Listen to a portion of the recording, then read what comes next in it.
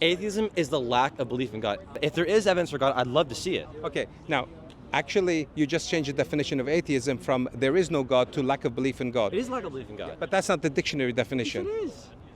You can't know for sure right now that there isn't a flying spaghetti monster in the space right now. You can't prove that right now.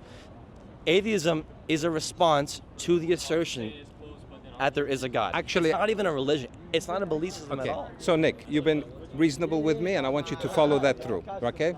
The moment you make a claim, the burden of proof is on the person who's making the claim. I'm a theist. The burden of proof is on me. But you're also saying 90% he doesn't exist. You made a claim. Let me finish. Let me finish, because you made two statements. The moment you make a personal claim, I don't mind if it was a personal claim or somebody else's claim. The moment you believe in a claim, that means there is a burden of proof on you and you need to bring it to the table. Otherwise, you have no reason for believing what you believe. It depends on the belief. Let me finish. The second thing you said, I can't go around and prove to you there's no spaghetti monster in the sky or the lack of something. That is not entirely true. Explain. Thank you. Because a contradiction can prove that something does not exist. For example, if I told you I have an elephant in my jacket, you will know that's not true, even though it's a negative. Because the existence of an elephant in my jacket would require that my jacket is the size of an elephant. So every time there's a contradiction, you will know the claim is false. That's how you do it. Believe in an omnipotent, omniscient God, though. It's a fourth dimensional being outside of our plane of reality.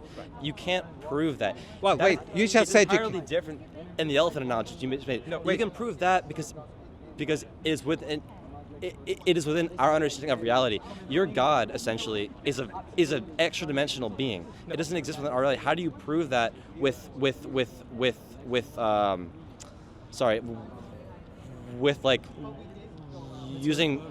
Yeah. Okay. I don't know if you just noticed, you just agreed with me. You said earlier that science proves that God does not exist. I don't agree with that. No. Okay. Science. But did you remember saying that? You remember saying that? Yes. The evidence points towards God not existing because almost everything that the Bible said happened with creation hasn't explained by scientific processes. Again, I'm not stuttering. I have a condition. I do stutter. That's so okay. I do That's apologize. okay. It's no problem. So Nick, I don't like the fact that you're giving you evidence for something that you're holding a position and you refuse to give evidence. I'm saying the moment you hold a position, you should bring evidence to the table. So far, you just made a claim and brought no evidence to the table. I don't know that God doesn't exist. Yeah, you said 90%, and therefore 90% requires 90% explanation why it's 90, not 80 or 100. Every time you make a claim, there is a burden of proof on you, and you need to bring it to the table, and you're not doing that. All you're doing is accusing somebody else for not bringing a burden of proof for their claim. It's not a healthy way of going. The second thing you did, even though you might have taken it back, is that you made a claim that science proves that God does not exist. I disagree with that. No. But do you remember saying that? Points towards God.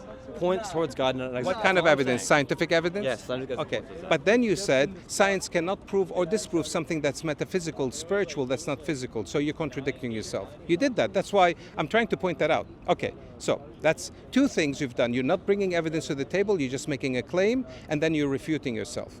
We don't have to. You don't. Well, I'm not saying you only need to bring evidence to the table when you make a claim. If you're an agnostic, I'm not going to ask you for a claim. My claim essentially is that there is a lack of evidence for God. That's it. That means there is a lack of evidence, which means you don't have to take sides. The moment you say there's lack of evidence, that means you don't have to go ahead and be the opposite. Me personally, I'm not saying this is what you should believe. I'm saying that me personally, because there's a lack of evidence for God, I'm not going to believe in that God. Right. Because well, in that case, you become agnostic. You just say, I'm not going to believe in him, but I have no reason to say he exists or not exists. Right. Okay. Look. You said you're an atheist. I'm trying to challenge that.